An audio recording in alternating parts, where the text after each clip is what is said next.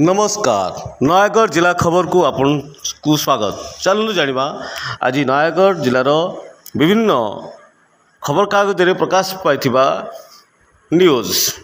चलु प्रथम जानिबा नयगढ़ हेडक्वार्टर खबर। ई केवाईसी करने को कुंथु कुंथु कटिजीव राशन कार्ड 41,000 हिताधिकारी को नहीं बढ़ुची द्वंद्व। बाइक को पिटिला बस युवक मृत। खंडपड़ा नयागढ़ संयोग कर पूर्त रास्तार जोगियापल्ली निकट एक यात्रीवाही बस धक्का जड़े युवक मृत्यु होता सूचना मिली।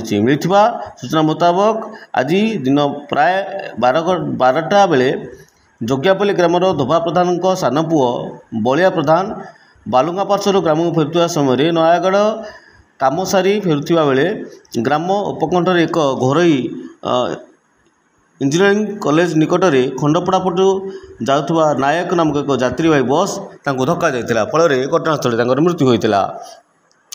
बंशीधर साहू डिग्री कॉलेज प्रतिष्ठा दिवस इटामाटी स्थित बंशीधर डिग्री महाविद्यालय 34तम प्रतिष्ठा दिवस महासमय पालित हो जाएगी। हाथी मुहर बंचिले 2 फरेस्ट गार्ड। ओड़गां खबर। आज एक बड़ घटनारू बर्ती जाइछन्ति वन कर्मचारी 2 फरेस्ट गार्ड और फरेस्टर स्क्वाड हाथी सह मुहांमुही होगा 2 जन फरेस्ट गार्ड को हाथी चकड़ी देथिबा जना पड़ी। सेहीपरि भावे कियाझर समवाय समिति रे पियन बहिष्कृत। खंडपड़ा खबर। खंडपड़ा ब्लॉक कियाझर सेवा समवाय समितिर पियन को बहिष्कृत कराई सूचना मिली। प्राय वर्ष हेब टोकन विवाद मंडी परिचालन में संपादक विफलता सहित चाषी को शोषण भली संगीन अभियोग पर से पुणी चर्चा कियाझर सेवा समवाय समिति किछि मास तले से समवाय समितिर सभापति देवराज साहू नियम बाहर निज पुओ को पियन भाव थैथान करते कियाझर समवाय समितिर पियन बहिष्कृत। कंटिल खबर। कंटिल नहीं स्थायी बसस्टाण्ड परिश्रागार। नयागढ़ जिलार प्रमुख पर्यटन स्थल नीलमाधव क्षेत्र कंटिल नहीं स्थायी बसस्टाण्ड परिश्रागार बजार मध्य एक गछ गृह बसस्टाण्ड रूपे व्यवहार कर भाव। दशपल्ला खबर। युव समाजसेवी वियोग मोहम्मती शोभा दशपल्ला एनएसी अधीनस्थ जरीपाटना ग्राम युव समाजसेवी प्रभात कुमार साहू वियोग गतकाली सन्धार एक मोहम्मती शोभा अनुष्ठित हो जाएगी। महापुर खबर। सोलार स्टीम अचल जल जोगाण ठप। सोलार स्टीम द्वारा पानीय जल जोगाण एक वर्ष होता बेले शुभारंभ 3 मास परठू ताहा अचल हो पड़ी। यही स्टीम को सचल करने को ग्राम्य जल जोगाण और परिमल विभाग आंतरिकता देखा देउन बाहापुर ब्लॉक चक्रधर प्रसाद ग्रामवासी मध्य असंतोष प्रकाश पाई। स्वाधीनता दिवस प्रस्तुति बैठक। गतकाली नुआगाँ ब्लॉक सभागृह मध्य स्वाधीनता दिवस प्रस्तुत बैठक अनुष्ठित होता। यह स्वाधीनता दिवस किपरि सरस सुंदर एवं शांति श्रृंखला सहित करा से नहीं आलोचना चक्र हो जाइछि। संजय नईले असुरक्षित कुआरिया जलभंडार अंधार फायदा उठाउछन्ति निशाड़ी बढ़ुची अनैतिक कार्यकलाप। चलନ୍ତୁ तापर जिबा आ गोटे खबर। नयागढ़ खबर। रोटारी क्लब अधिष्ठान उत्सव खंडपड़ा रोटारी स्थित रोटारी भवन क्लब 36तम अधिष्ठान उत्सव महासमय पालन हो जाएगी। निर्माण है नीलमाधव कॉलेज रास्ता। दीर्घ दिन धरी नीलमाधव महाविद्यालय को संयोग कर रास्ताटी खराब हो पड़ू यातायात असुविधा होता से निर्माण है नीलमाधव कॉलेज रास्ता। सार बिक्री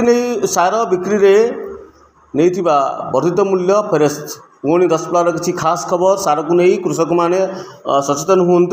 दशपल्ला ब्लॉक अंतर्गत डीहगाँ जलेश्वर सेवा समवाय समिति रे सार बिक्रय आड़े चाषी को शोषण सरकारी मूल्य तथा निर्धारित मूल्य ठारू अधिक मूल्य रे सार बिक्रय कर चाषी अभियोग पर गतकाली विभिन्न प्रकार गणमाध्यम यही खबर प्रकाश पाई। घटनास्थल में तदंत कर सहकारी कृषि अधिकारी पल्लवी महापात्र।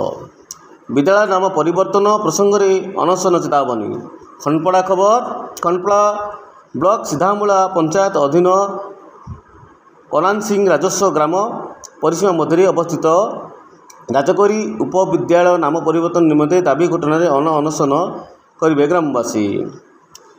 ବିଷ ପିଇଦେଲେ ଅସଦାଚରଣ ଶିକାର ହେଲେ ଯୁବତୀ।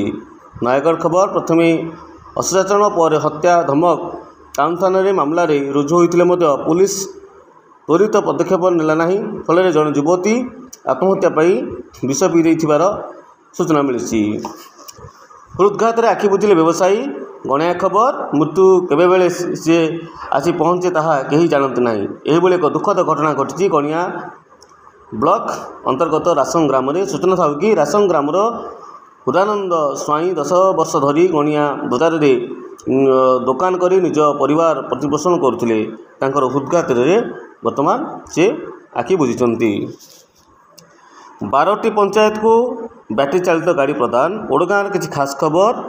ସ୍ୱଚ୍ଛ ଭାରତ ମିଶନ ଜରିଆରେ ସମସ୍ତ ଗ୍ରାମକୁ ସ୍ୱଚ୍ଛ କରିବା ପାଇଁ କେନ୍ଦ୍ର ସରକାର ଯୋଜନା କାର୍ଯ୍ୟକାରୀ କରୁଛନ୍ତି। ବାହାରେ ଅଳିଆ ଆବର୍ଜନା ନ ପକାଇ ଡଷ୍ଟବିନ୍ ବ୍ୟବହାର କରିବାକୁ ସଚେତନ କରୁଛନ୍ତି।